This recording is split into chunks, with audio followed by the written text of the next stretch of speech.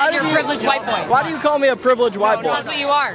What does that even mean? It means exactly what I mean. What privileges? You're a privileged white boy. What privileges do I have that you don't? Everything. Like what? Everything. Like what? You're a man. Name you one. Came out of a woman. You called me a privileged white boy. That's kind of racist. Freedom of speech. Racist. I mean, I'm still yet to hear a privilege I have that you don't. They call her the cat lady. Yeah, it's gotten to the point where people are protesting for things and they can't even tell you what they're protesting about. In my personal opinion, white women are the most spoiled and privileged demographic in America. But at the end of the day, I think everybody just points the finger at who they think is the most privileged while completely ignoring the fact that if you're American, you already have privilege. It seems like our biggest problem in America is a lack of gratitude, and envy is just stagnating our growth. How important are women's rights? More important than yours and mine. What rights do men have that women don't?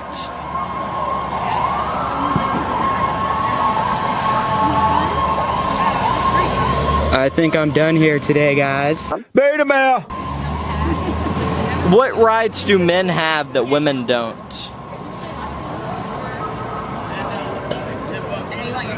Beta female. You love Trump? What? You love Trump? Yeah, why? Stay away from me. Stay away from me. Fucking weirdo. I'm fast as fuck, boy.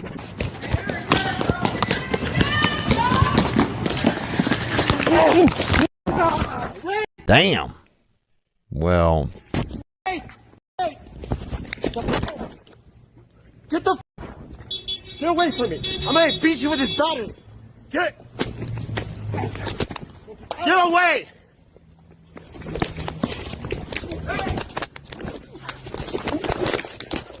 Ah! Stop attacking me. Fucking weirdo.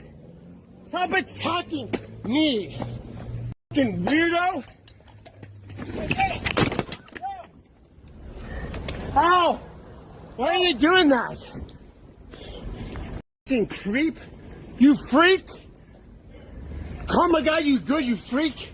They started attacking me. That wasn't very ladylike. Man, that gay dude was fast and he could fight, and that's a perfect display of why men shouldn't be in women's sports. Getting beat up by a man in a dress is crazy. Would you want to try one? It's vegan chicken. It's a little spicy though. It did. I did. Vegan was a good chicken though. She sadly passed away though. This is not. Oh yeah, it's vegan like our chicken's named Vegan. So good and tasty. Ban conservatives from voting. Okay, and you tell me why. They're conservative. Yeah, but you gotta have a... That's my only reason. So would you sign it? Yeah, I'll sign it. All right. I do have a problem with really conservative people. Okay. Okay? Because once you cross over the line, then you don't want to talk to anybody. Yeah. And that's the problem with this. Okay. That's why you need to say, I'm banning conservatives because they're not willing to talk to people. Okay. At first, I thought he was a reasonable person because he was asking, why should we ban conservatives? That's what I would do. But then he didn't get an answer and he signed it anyway. I just find it interesting that there are some Democrats that don't mind it being illegal for conservatives to vote, but they want to make it legal for illegal immigrants to vote. Luckily, that level of irrationality is rare, even in the Democrats. If Whoopi Goldberg was here right now, what would you tell her? I'm just gonna say, ma'am, I'm not trying to shame, but Whoopi Goldberg, you one of the ugliest actresses in the history of America. You the goat of ugliness. Nobody think you pretty. Nobody think you even Whoopi Goldberg. And then on top of that, you know how like an ugly girl, she can make herself more beautiful with a good character? Yeah. Her character is just as ugly. All she do is she complain and talk about Donald Trump all day, and you got all these millions. Are you not happy, man? Whoopi, I want you to look in the mirror right now. You's an ugly one. And you ugly for selling America down the hall. You're supposed to be an American. I don't even consider you American. But at the end of the day, Whoopi, you ugly. Unpopular opinion, and it's not all women who hate men, but it seems like a lot of the times when women hate men, they start to look unattractive. I think when women like men, it keeps them on their toes. They try to stay presentable because they like the affection and attention of men. But it seems like when women have a deep resentment for men, they start praying to rocks, gaining a bunch of weight, cutting their hair, and dressing like a lumberjack or a construction worker. I don't know what it is. We used to have stop and frisk for criminals in this country, but liberals whine, so now we only have it for soccer moms at the airport. So you like it when police stop and frisk black people, but you're angry when white women have to go through a metal detector. Got it. So I guess in this guy's mind, the guy eating, the Harrison Walls cookie, how cute. I guess in his mind, black people and criminals are synonymous. Like I said, if you look here, it says for criminals in this country. And he somehow turned it into black people. Ugh. And it's weird because he does it with this smug, I'm better than you attitude. In his video, he didn't mention race one time. He talked about criminals and soccer moms. And what this guy did is took it and turned it into two racial things, white women and black people. There are soccer moms who aren't white, and there are many criminals who are not black. But again, in the liberal mindset, everything is about race, sexual orientation, gender. You have to put it into some category. They talk about unity, but they divide everything by race, sexual orientation, gender. These people are insufferable. It gives me that same type of energy as when Joe Biden said that poor kids is just as smart as white kids. We have this notion that somehow if you're poor, you cannot do it. Poor kids are just as bright and just as talented as white kids. Wealthy kids, black kids, Asian kids. What do you mean by that? Like, I think it'd be unintentional, but as a black person, it definitely makes you side-eye. Do you guys think it's bad to spread misinformation? Probably, right? But yet that is constitutionally protected, and there can't be legal action brought against you for it. Misinformation is just anything out of a Republican's mouth, because they well, first of all, the free, especially yours, everything you just said is so funny, because you went around the entire thing, because this is what people do on the left. You take one, you could do even a yes or no answer, and then you run with it a million different directions. You make sure it covers Trump bad, and then, but if you do this, you do this.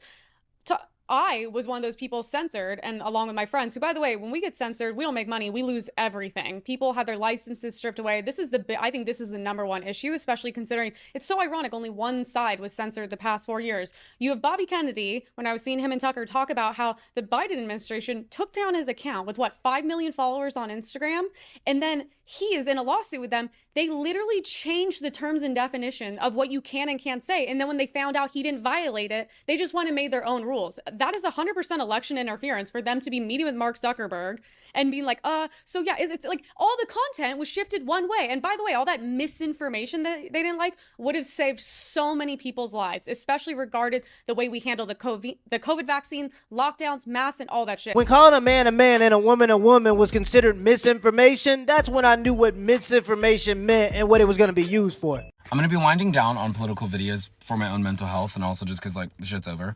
But what I want to say to people on the left is, we at some point will need to stop with the, instant pariah of people on the right, or, people who have conservative views. I just saw a video of, a girl who's on the Nebraska volleyball team, Rebecca Alec, is, getting canceled for being in an anti-abortion ad. And it's, more than half the country voted this way.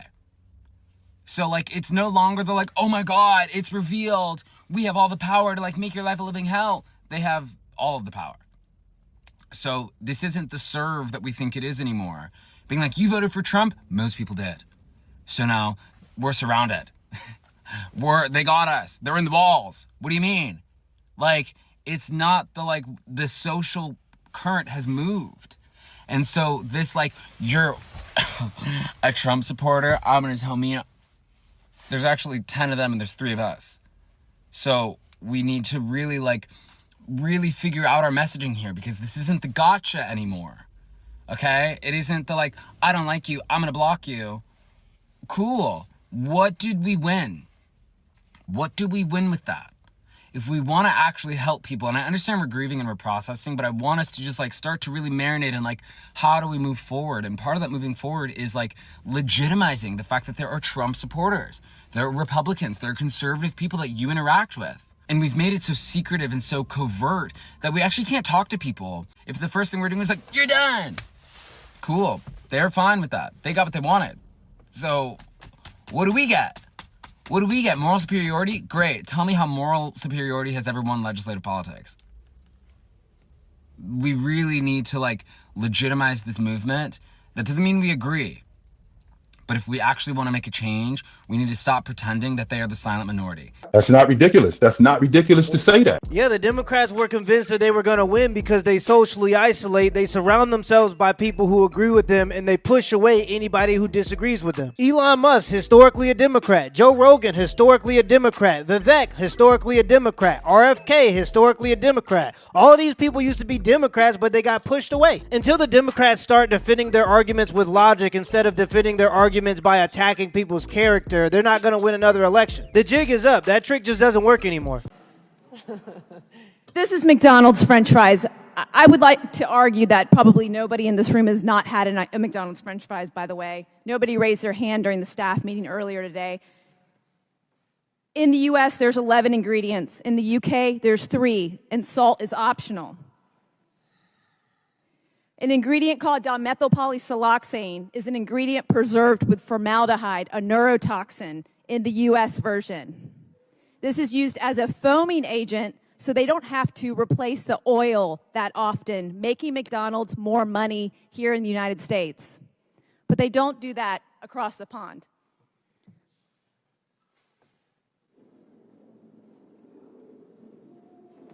Here we go. This is Skittles.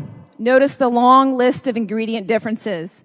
10 artificial dyes in the US version and titanium dioxide. This ingredient is banned in Europe because it can cause DNA damage.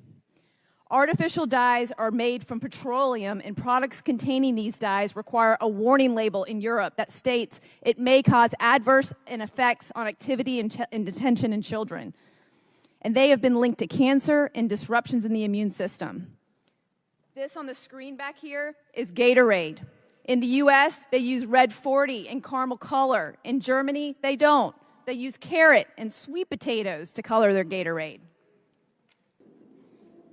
This is Doritos. The US version has 3 different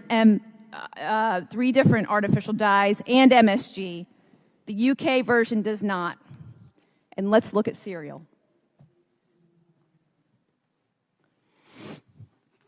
General Mills is definitely playing some tricks on us.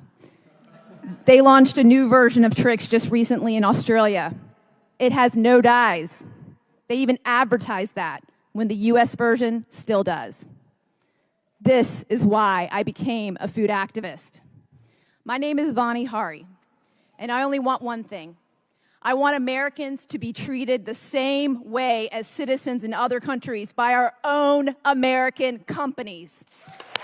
The FDA gets 75% of their money from the pharmaceutical companies that they're supposed to be regulating. Subway was putting the same chemicals that you use for a yoga mat in their bread. And was this discovered by the US government? No, it was discovered by a food blogger. I keep trying to tell people that the US government has sold out the American people to snack cartels who are able to finance billions of dollars to lobby in Washington. These food companies lobby in order to put chemicals into the food that makes it poisonous and more addictive, and our government allows it. Luckily, RFK is going to be our guy for the job, and he vows to take all this BS out of our food. Let me know in the comments below if this video was a W or L, and give me the HBO special. That's our brother out special. Hit the like and the subscribe button for more content. Till next time.